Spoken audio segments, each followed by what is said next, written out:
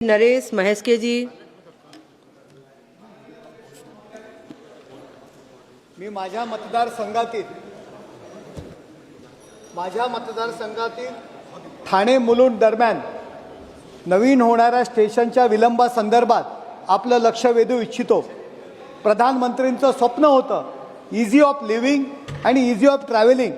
हे स्वप्न पूर्ण होण्याकरता ज्या ठाणा स्टेशनवर दररोज 10 लाखाच्या वरती प्रवासी वाहतूक करत असतात त्याचा लोड कमी करण्याकरता नवीन स्टेशनची निर्मिती स्मार्ट सिटी मार्फत करण्याचे ठरवले। 60% काम स्मार्ट सिटी आणि ठाणे महानगरपालिकेने बनवलेलं आहे।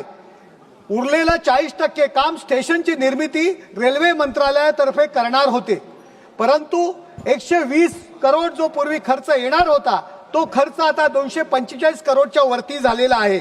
3 जुलै 2024 रोजी झालेल्या बैठकीत रेल्वे मंत्र्यांनी सदरचा खर्च रेल्वे मंत्रालय करेल असं फिक्स केलं आणि तसं जाहीर केलं, परंतु अद्यापही त्या संदर्भात खालती रेल्वे मंत्रालयाने रेल्वे मंत्र्यांच्या मार्फत खाली मेसेज दिलेला नाहीये।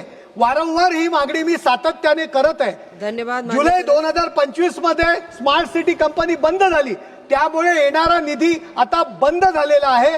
महानगरपालिकेची कॅपॅसिटी नाहीये, कोविड नंतर परिस्थिती वाईट आहे, तरी लवकरात लवकर रेल्वे मंत्रालयाने तो खर्च उचलून ते स्टेशन पूर्ण करावे ही विनंती मी आपणास करत आहे।